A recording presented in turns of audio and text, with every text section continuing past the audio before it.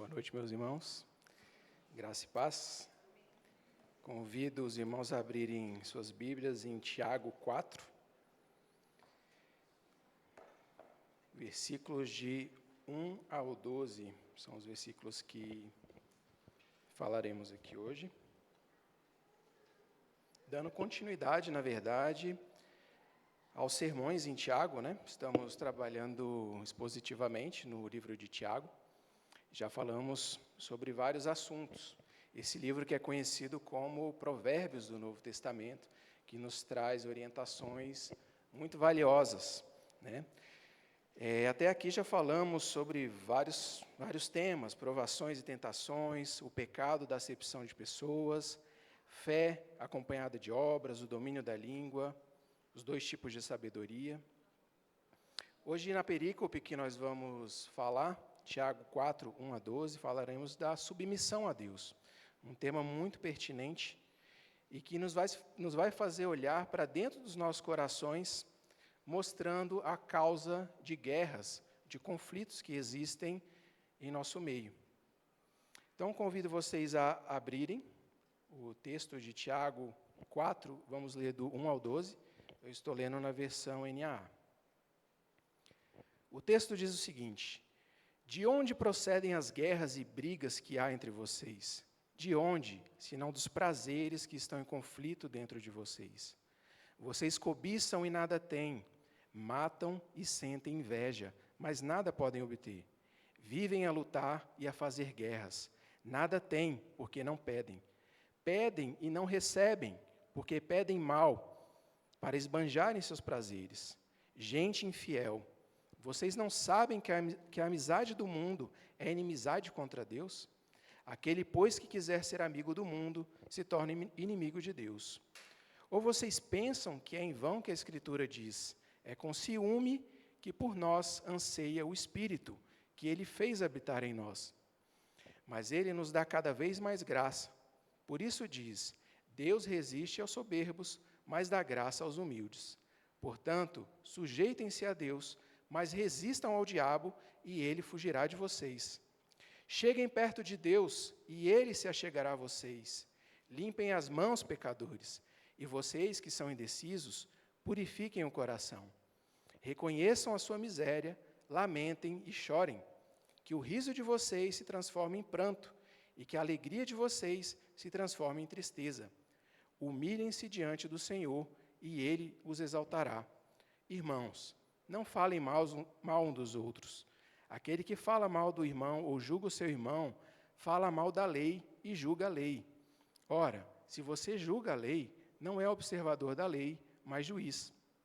Um só é legislador e juiz, aquele que pode salvar e fazer perecer. Mas quem é você para julgar o seu próximo?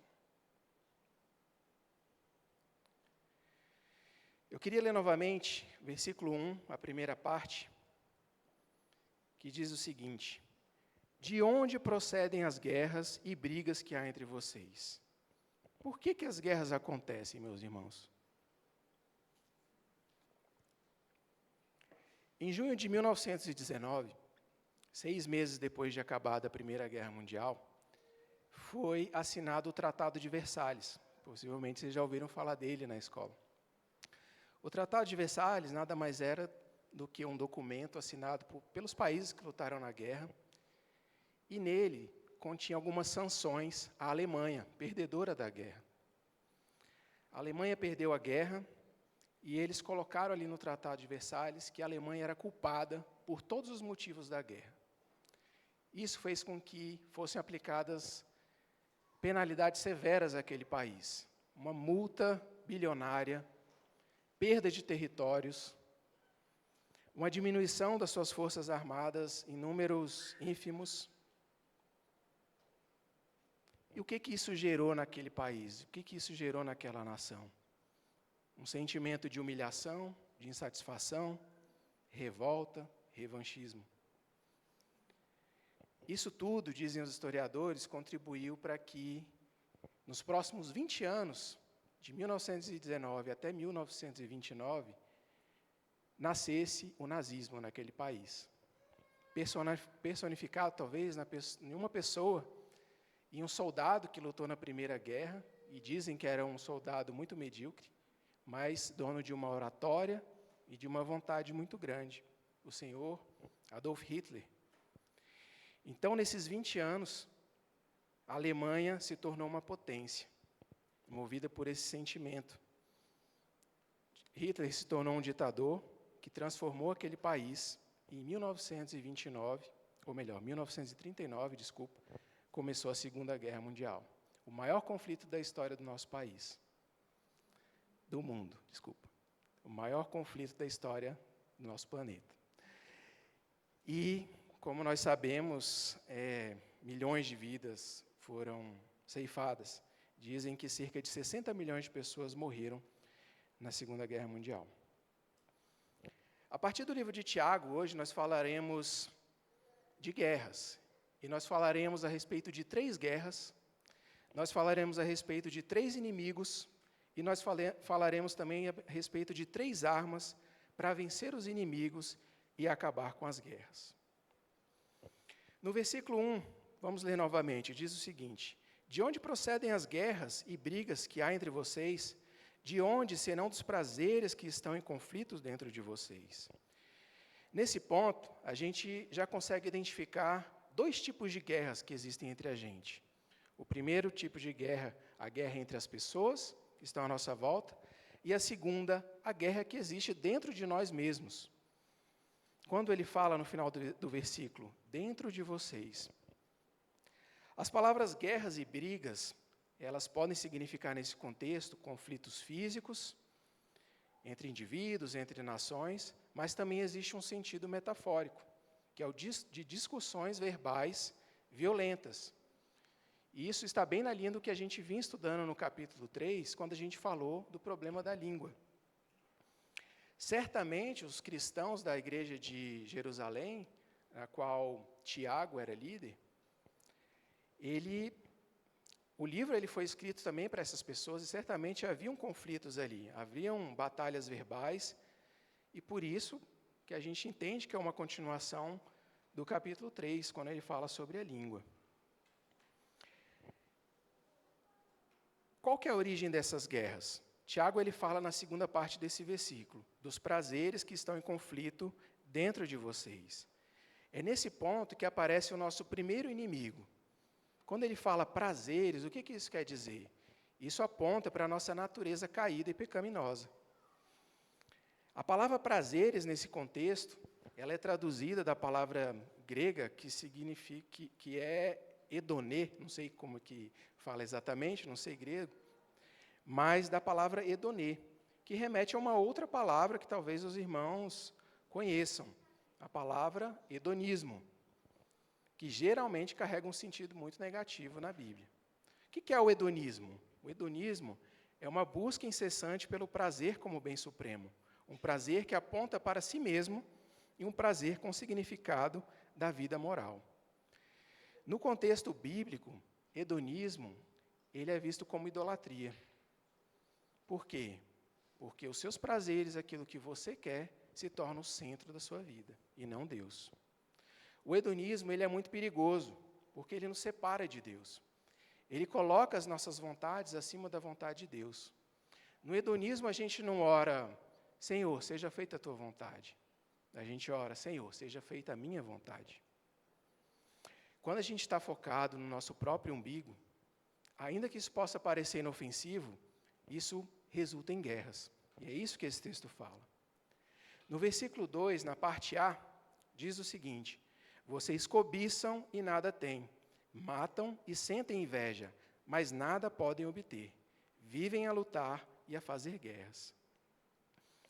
Nessa parte até aí, do versículo 2, Tiago ele explica um pouco melhor essa dinâmica entre correr atrás dos prazeres, que a gente falou no versículo 1, e ter como resultado as guerras. Ele fala de 2 sentimentos que impulsionam as pessoas a buscarem seus prazeres. O primeiro é a cobiça, e o que é cobiça? Um desejo muito grande, um desejo desmedido de ter algo. E a inveja, que é na verdade, uma admiração que apodreceu. A inveja, ela é um sentimento que apodreceu e que virou, na verdade, um desgosto provocado pela felicidade ou a prosperidade de outra pessoa. Ironicamente, esse texto ele mostra, em sua dinâmica, que esses desejos não são suficientes para satisfazer os homens, as pessoas. Ele fala lá, vocês cobiçam, mas o que adianta cobiçar? Porque nada tem. Vocês matam e sentem inveja, mas não adianta nada, porque não podem obter. E qual que é o resultado disso? Vocês continuam fazendo guerra. Como a gente aprendeu recentemente nas aulas de EBD, os prazeres que são buscados fora de Deus, eles nunca serão suficientes para te trazer contentamento. Buscar prazer, alegria, contentamento fora de Deus é um buraco sem fundo. O verdadeiro contentamento só pode ser alcançado quando encontramos e andamos nos caminhos para os quais fomos criados, segundo o propósito que Deus nos criou, que é de adoração, regozijo no Senhor para sempre. No começo do livro O Segredo do Contentamento, de William Barclay, que foi o livro que a gente estudou na EBD, falando sobre contentamento, bem no comecinho do primeiro capítulo, ele conta uma história interessante. Diz que perguntaram para Nelson Rockefeller, que foi ex-presidente dos Estados Unidos e um bilionário daquele país, fizeram a seguinte pergunta para ele: quanto dinheiro é necessário para fazer alguém feliz? Conta-se que ele respondeu, só um pouquinho mais. É isso que a cobiça e a inveja fazem. Ela te leva a cavar um buraco que nunca tem fim. Você cava, cava e nunca chega onde quer chegar. Você pode até alcançar uma coisa ou outra que você queria, mas logo aquele sentimento de prazer, ele passa, é momentâneo.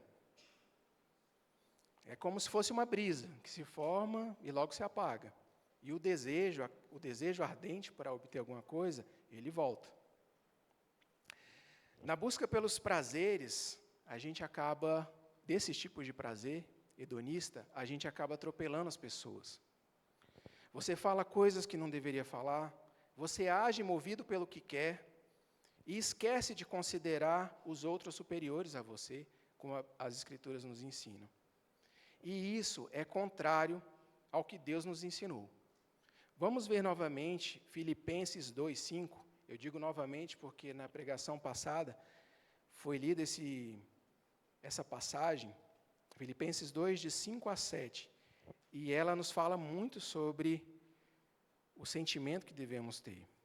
Diz o seguinte: tenham entre vocês o mesmo modo de pensar de Cristo Jesus, que mesmo existindo na forma de Deus, não considerou ser igual a Deus algo que deveria ser retido a qualquer custo. Pelo contrário, ele se esvaziou, assumindo a forma de servo, tornando-se semelhante aos seres humanos. Meus irmãos, voltando àquela história do começo do Tratado de Versalhes, o que motivou os alemães? Um homem a formar o nazismo e a guerrear novamente. Foi um impulso de sentimentos como esse.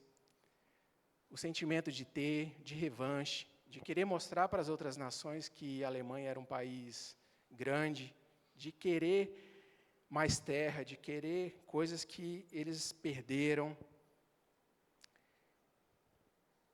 e de ter orgulho nacional, de mostrar superioridade, alcançar novos territórios, como eu já falei. Então, homens com o mesmo sentimento se uniram, no mesmo sentimento, e foram movidos nessa direção, de guerrearem. E como nós já vimos, o fim disso é trágico. É interessante também saber que alguns comentaristas, ao falar sobre esse versículo de Tiago, porque ele usa a palavra matam, não é verdade? Lá no 2a, né? Alguns comentaristas falam que, por que ele usou essa palavra matam no contexto de uma igreja? Dizem que é possível que alguns cristãos, que na verdade eram judeus, que se converteram ao cristianismo, eram parte do grupo dos zelotes, né, que tinham a intenção de derrubar os romanos através do assassinato. Então, se converteram ao cristianismo, mas talvez ainda carregavam com ele esse tipo de sentimento. Vejam, meus irmãos, dentro da própria igreja, gente com esse sentimento de matar por causa da busca de seus prazeres e de sentimentos como inveja, sentimentos como a cobiça. Será que isso está muito distante dos nossos dias? Como que isso se aplica hoje? Talvez a gente não tenha pessoas, é possível que tenha, mas talvez não seja comum que pessoas realmente pensam a ir até as vias de fato para matar alguém. Mas existe um sentido metafórico aqui também, dessa palavra. Por exemplo, o que está escrito em 1 João 3, versículo 15. Vamos ler lá? 1 João 3,15. Lá diz o seguinte: todo aquele que odeia o seu irmão é assassino, e vocês sabem que todo assassino não tem a vida eterna, permanente em si. Então, esse sentimento, a busca pelo prazer egoísta, motivado por esses sentimentos como cobiça e inveja, tendem a nos levar a isso, a matar o nosso próximo, até o nosso irmão, ainda que dentro dos nossos corações. Na segunda parte do versículo 2, diz o seguinte: nada têm porque não pedem. E no versículo 3, pedem e não recebem porque pedem mal, para esbanjarem seus prazeres. Tiago, ele esclarece que o problema não é querer algo, mas com que propósito você quer?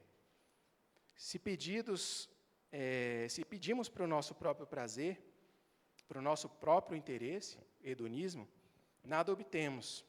Não obtemos porque pedimos errado e muitas vezes não oramos de modo apropriado. Alguém pode dizer, não, mas tudo bem, Jesus falou que se a gente pedir, a gente vai receber. É o que ele falou em Mateus 7, versículo 7, que diz o seguinte: peçam e lhes será dado, busquem e acharão, batam e a porta será aberta para vocês. Pois todo aquele que pede, recebe, o que busca, encontra, e a quem bate na porta será aberta. Tudo bem, mas nesse sentido a gente não pode esquecer o que estava no contexto quando Jesus falou essas palavras. Em Mateus 6, que é o capítulo anterior, de quando Jesus falou isso, ele fala da oração, modelo, a oração do Pai Nosso, como é conhecida. Ele fala, seja feita a tua vontade, que venha o teu reino, dai-nos o pão nosso de cada dia. O que o pão nosso quer dizer? O necessário. O capítulo 6, ele ainda fala de, por exemplo, não ajuntar tesouros na terra, de não a servir a dois senhores, de não se preocupar com a sua vida. E Jesus termina o capítulo 7 falando o seguinte, no Mateus 7,33, mas busquem em primeiro lugar o reino de Deus e a sua justiça, e todas essas coisas lhes serão acrescentadas. Portanto, não se preocupem com o dia de amanhã, pois o amanhã trará os seus cuidados, basta ao dia o seu próprio mal. E para que não tenha nenhuma dúvida, para que não reste nenhuma dúvida, em 1 João 5,14, diz o seguinte, e esta é a confiança que temos para com Ele, que se pedirmos alguma coisa segundo a sua vontade, Ele nos ouve. Então é isso que a palavra nos ensina. Não aquela busca incessante para o seu próprio prazer, com o fim em si mesmo.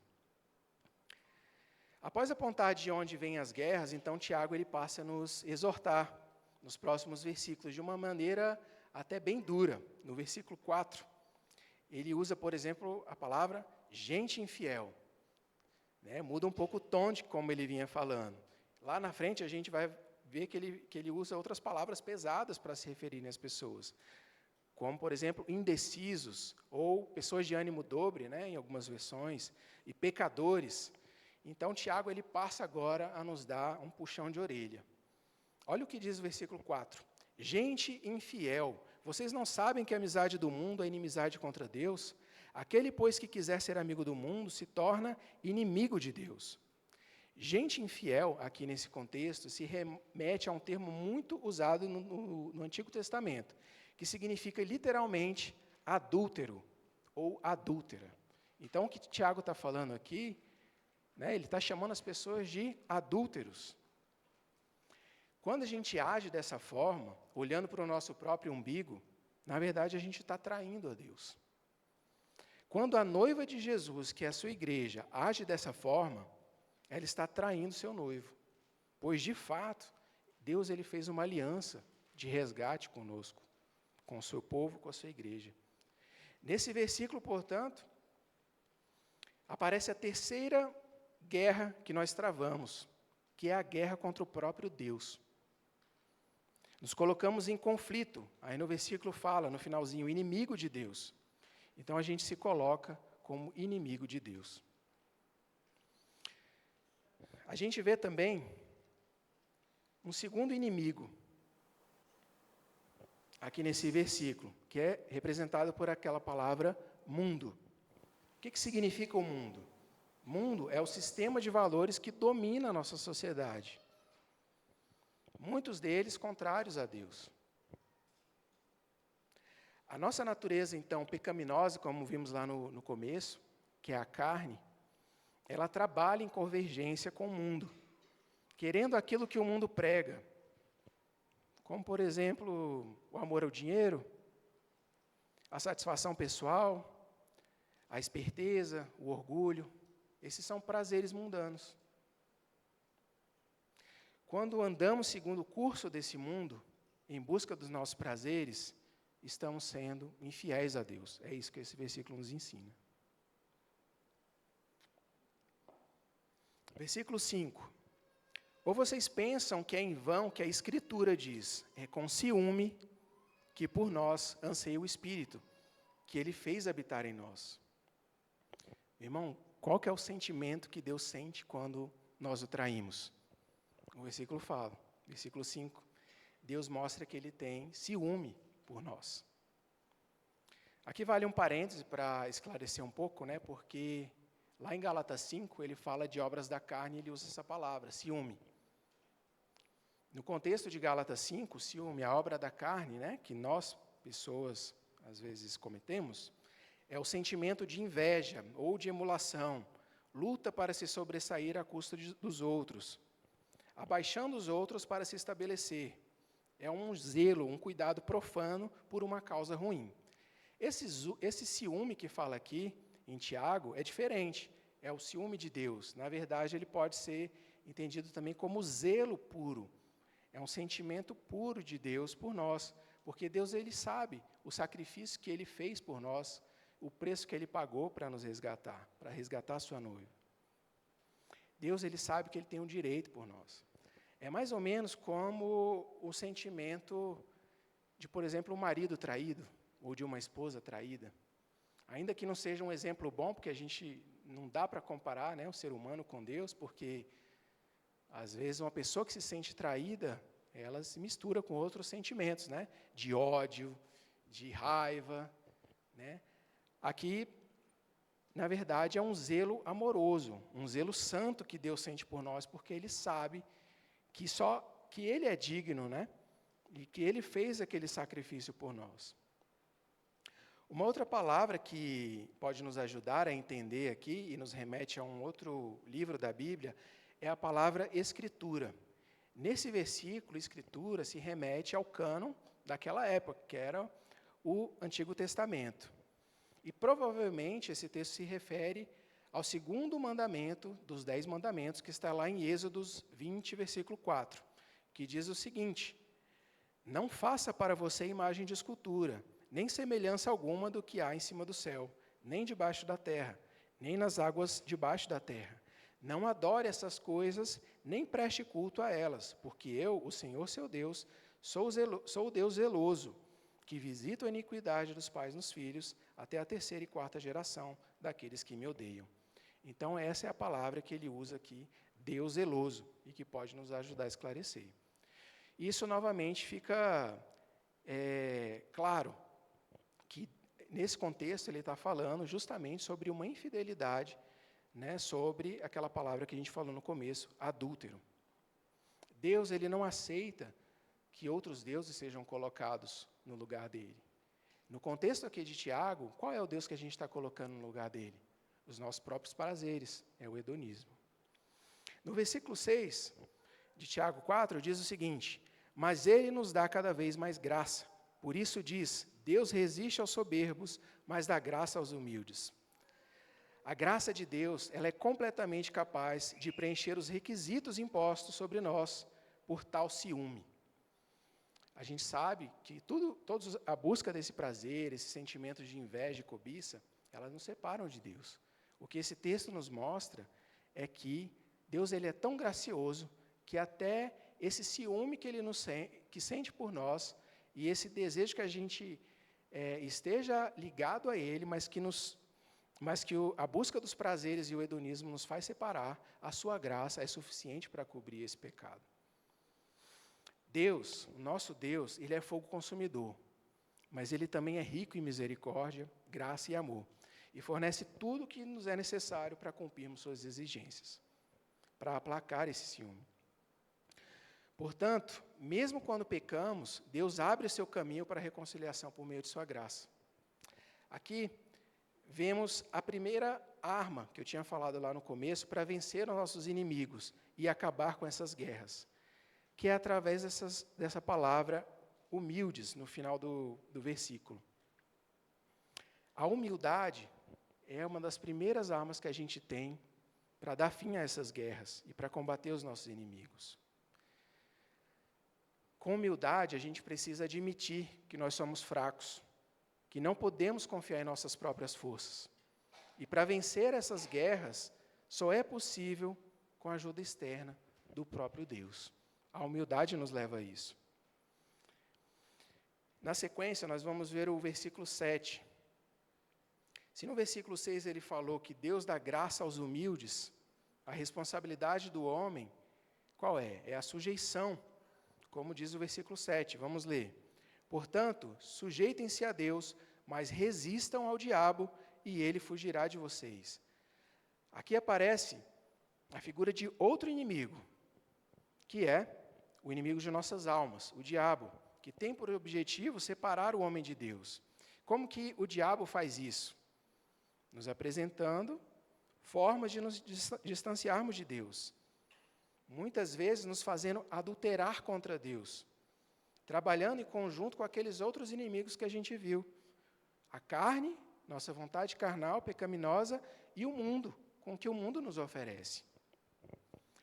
Tiago, ele nos ensina sobre a segunda arma que devemos usar para vencer esse inimigo e acabar com as guerras. O que ele fala lá no versículo? Resistam ao diabo. Então, essa é a segunda arma que a gente deve usar, a resistência. Tanto aqui, nesse texto de Tiago, como em outras partes da Bíblia, há instruções sobre como nós vencemos o inimigo. Por exemplo, em Efésios 6:11, vistam-se com toda a armadura de Deus, para poderem ficar firmes contra as ciladas do diabo.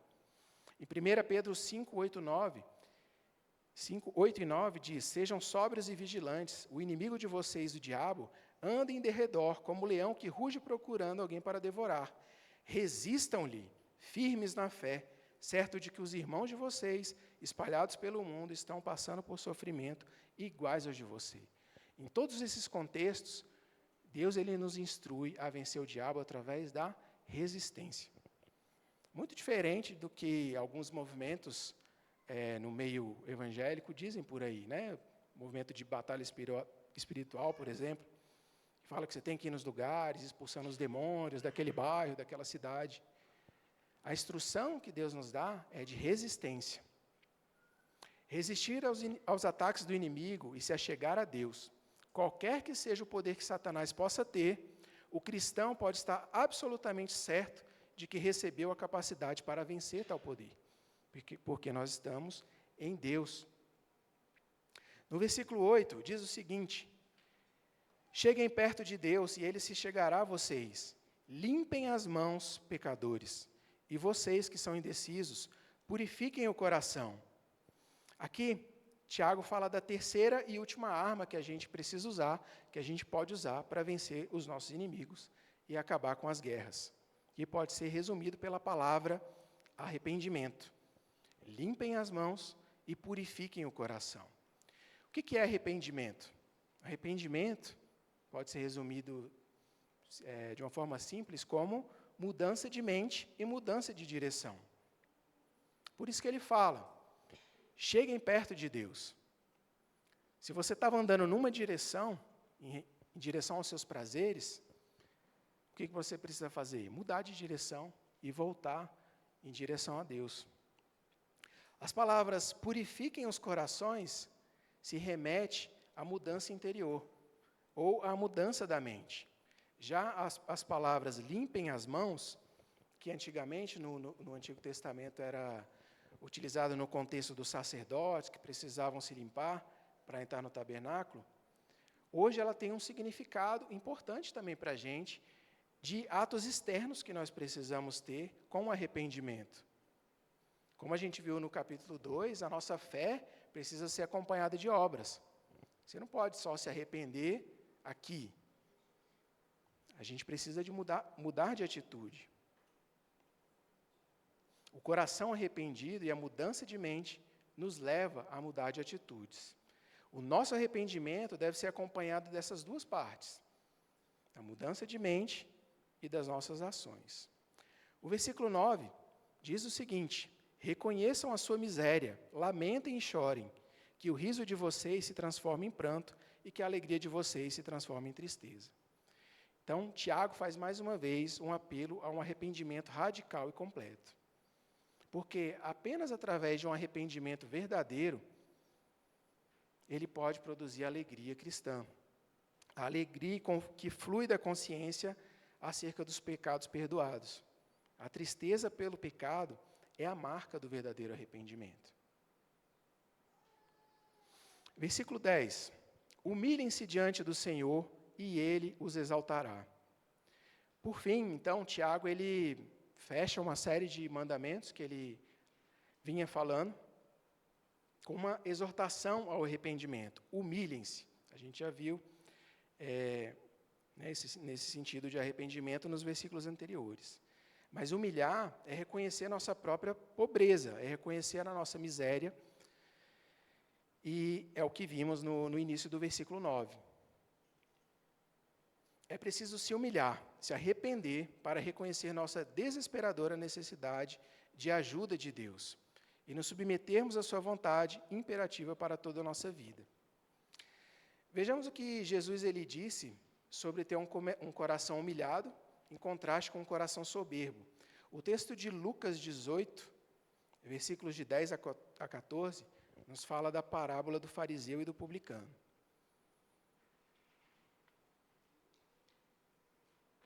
Lucas 18, de 10 a 14, diz o seguinte: 2 homens foram ao templo para orar. Um era fariseu e o outro era publicano. O fariseu ficou em pé e orava de si para si mesmo. Desta forma, ó Deus, graças te dou, porque não sou como os demais homens, roubadores, injustos e adúlteros, nem ainda como este publicano. Jejuo 2 vezes por semana e dou dízimo de tudo que ganho.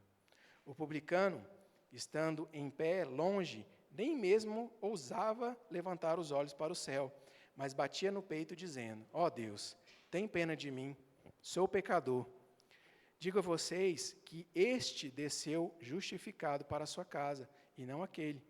Porque todo o que se exalta será humilhado, mas o que se humilha será exaltado. Então precisamos nos humilhar diante de Deus quando encontramos esses pecados, quando nos encontramos em busca desse prazer. Por fim, os últimos 2 versículos dessa perícope, versículo 11 e 12, dizem o seguinte: irmãos, não falem mal uns dos outros. Aquele que fala mal do irmão ou julga o seu irmão, fala mal da lei e julga a lei. Ora, se você julga a lei, não é observador da lei, mas juiz. Um só é legislador e juiz, aquele que pode salvar e fazer perecer. Mas quem é você para julgar o seu próximo? Então, depois de tantos puxões de orelha, de chamar de adúltero, de chamar de pecador, Tiago ele volta com um tom mais ameno. Chama novamente as pessoas de irmãos. Bom, o versículo 11 e 12, ele pode ser visto meio como uma reprise do que nós vimos até aqui, desde o capítulo 3, de alguns pontos e outros pontos do livro de Tiago. Ele fala novamente sobre o mau uso da língua, do capítulo 3. Né?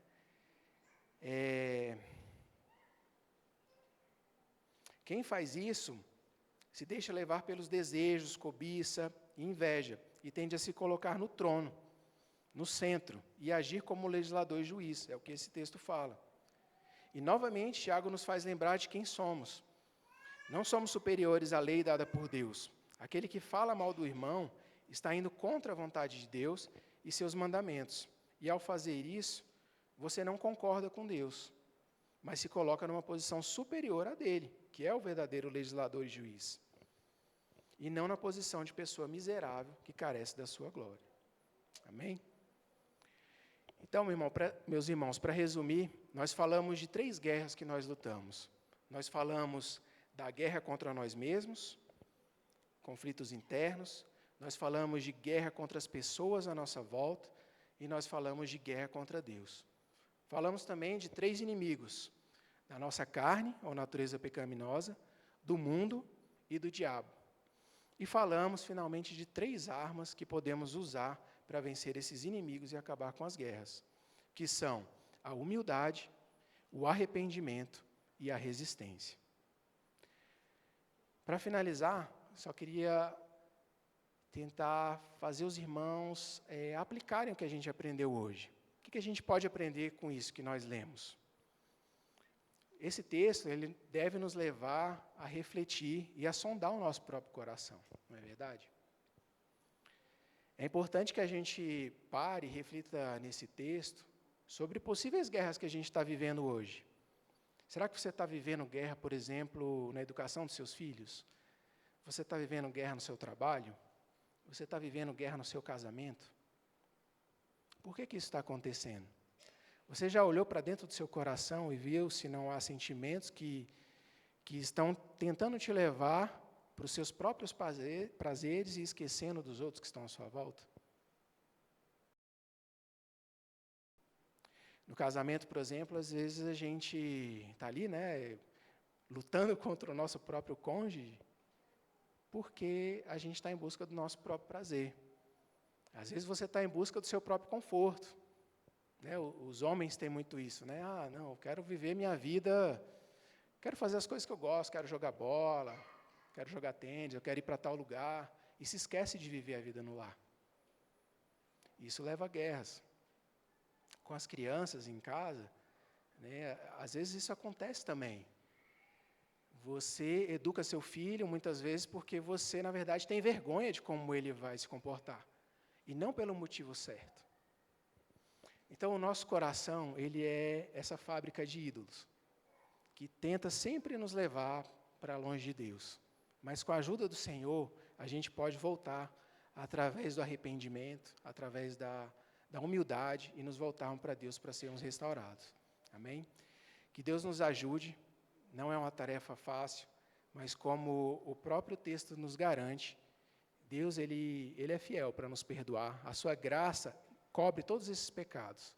E que a gente possa viver de fé em fé, sempre centrados em Deus e não no nosso próprio ego e não nos nossos próprios prazeres. Amém?